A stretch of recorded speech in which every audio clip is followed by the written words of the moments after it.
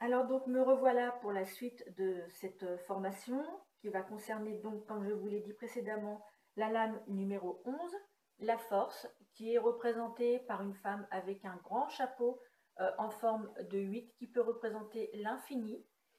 Et cette femme fait preuve d'une grande force, mais à la fois d'une grande douceur, puisqu'on voit qu'elle ouvre donc la gueule d'un animal qui est représenté par un lion, mi-chien, mi-lion, je dirais, euh, mais qu'elle le fait en douceur. C'est un peu ce qu'on dirait une main de fer dans un gant de velours. Voilà, mais c'est quelqu'un qui est apparemment très déterminé et qui sait ce qu'elle veut et qui donc fait preuve à la fois de force, mais de volonté, toutefois, tout en maîtrisant la situation. Alors, pour aller plus en détail, la force nous montre la voie de la sagesse.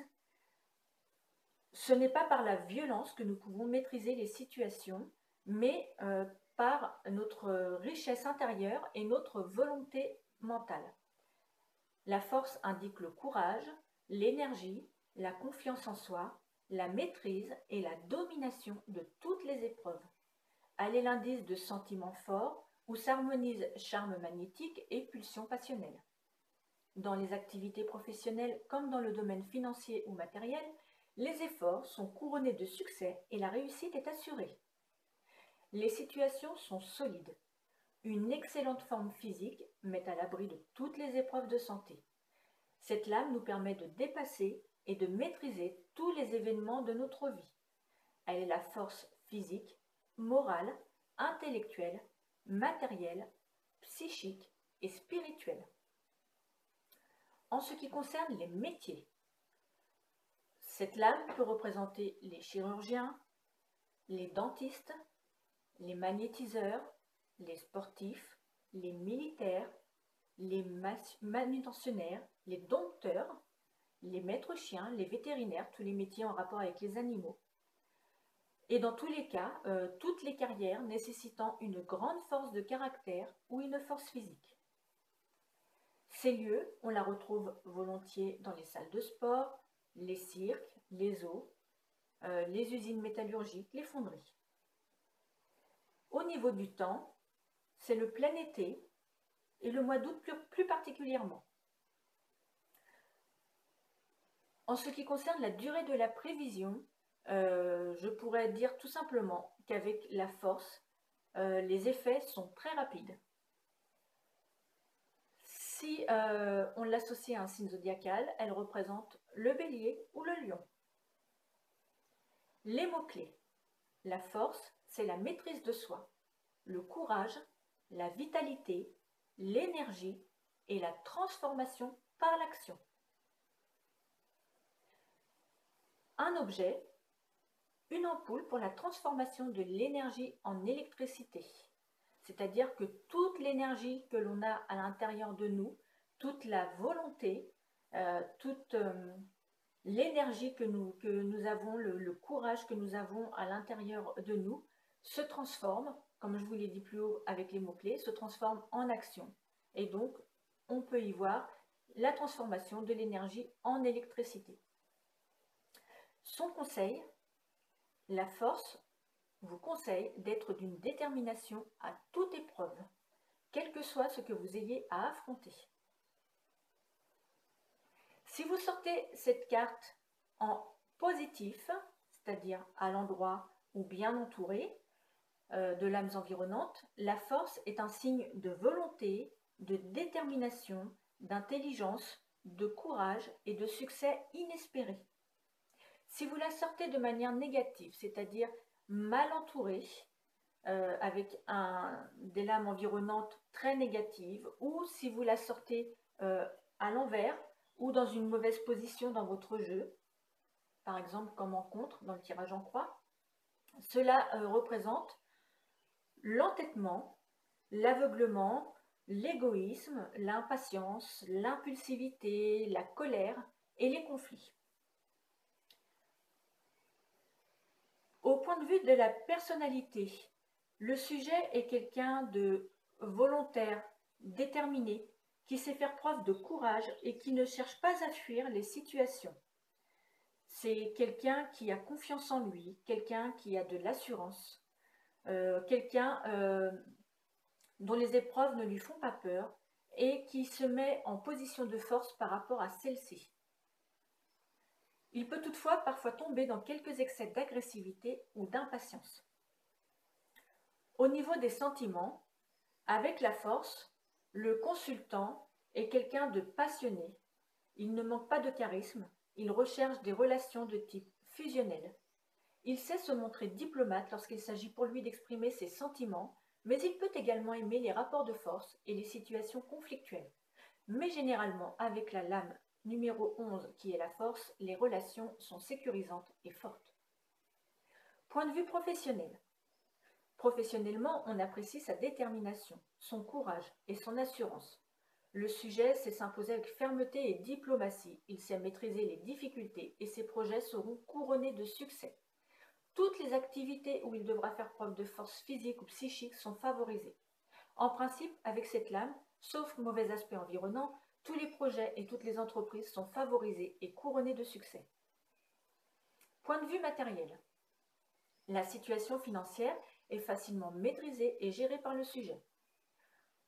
Le sujet est plutôt prévoyant, il recherche avant tout la sécurité financière dans le temps et il possède une capacité à analyser les soucis pécuniaires pour les dépasser rapidement. Tous les problèmes s'arrangent avec la force. Les investissements sont favorables. On trouve une solution aux problèmes critiques et on obtient la compréhension de ce qui est arrivé avant. Point de vue spirituel, le sujet possède beaucoup de magnétisme. Il a également conscience des énergies qu'il a en lui pour avancer et progresser vers la voie de la sagesse et de la spiritualité. Point de vue santé. La force laisse présager une excellente vitalité physique. Le sujet est actif, empli d'énergie et de tonus. Si cette lame est associée au chariot, la lame numéro 7, ou à l'empereur, la lame numéro 4, quelques troubles sanguins peuvent être présents. En cas de problème de santé, il peut aussi s'agir d'hypertension, mais aussi de problèmes dentaires, de coups de fatigue, de douleurs ORL ou des soucis cardiovasculaires. Si vous faites un tirage en croix et que vous tirez la force en poudre, la force est avec vous, alors ne vous laissez pas abattre, même si les événements vous semblent contraires. Quoi que vous ayez à l'esprit, quel que soit votre projet, même si la situation ne vous paraît pas favorable, sachez que si la force sort en pour dans votre jeu et que vous restez avec motivation, volonté et acharnement à obtenir ce que vous désirez, eh bien vous l'obtiendrez. Si vous la sortez en contre, c'est-à-dire à droite dans votre tirage en croix, là elle représente plutôt un contexte désagréable, un contexte où règne l'agressivité, les violences verbales, la colère, et on peut même en venir aux mains. Cette force-là, elle est mauvaise conseillère et elle ne peut que vous nuire. Elle peut représenter aussi une femme qui vous en veut et qui cherche à vous faire du tort. Donc si vous la sortez en contre par rapport à une question, méfiez-vous, vous avez un entourage qui n'est pas forcément positif pour vous et même plutôt négatif, voire néfaste. Si vous la sortez en intervenant, c'est-à-dire en haut dans votre tirage en croix, elle représente une période un peu tendue, une période un peu difficile à gérer. Et on vous demande de conserver votre calme et de prendre le temps de la réflexion avant d'agir. Si vous la sortez en résultante, c'est-à-dire en bas de votre tirage en croix, avec la force, la lame numéro 11, vous remportez la victoire, vous atteignez vos objectifs brillamment, peut-être avec l'aide d'une femme, et quelle que soit votre question, la réponse est positive. Enfin, si vous la sortez en synthèse, là encore, elle est plutôt de bon augure, puisqu'elle annonce une victoire, un succès. On remporte un procès, on remporte une compétition, un match, on obtient le poste désiré ou on obtient la relation souhaitée. Enfin, bref, quelle que soit la question posée, avec la force en synthèse, on gagne. Voilà, chers amis apprentis Tarot de Marseille, cette formation est terminée pour aujourd'hui. Je reviendrai la semaine prochaine pour vous faire les 2 cartes suivantes, c'est-à-dire la lame numéro 12, le pendu, suivi de la lame numéro 13, l'arcane sans nom. Pardon. Avant cela, je vais mettre en ligne mes horoscopes, taroscopes pour le mois de mai. Donc, je poursuivrai cette formation après la mise en ligne de mes taroscopes, horoscopes qui me prennent beaucoup de temps. Mais voilà, je continuerai la semaine prochaine, je pense plutôt en fin de semaine prochaine. Mais ça vous laisse une semaine entière pour digérer toutes ces nouvelles informations et les associer aux autres arcanes déjà étudiés. Voilà, si cela vous a plu, je vous invite à cliquer sur j'aime, à vous abonner si ce n'est pas encore fait, à me suivre aussi pour les horoscopes, taroscopes.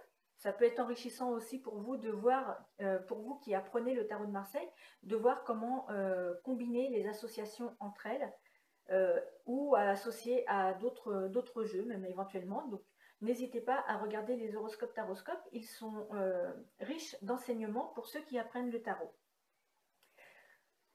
Voilà, si vous voulez, vous pouvez aussi me retrouver sur ma page Facebook ou sur mon site internet dont les coordonnées figurent en dessous cette vidéo.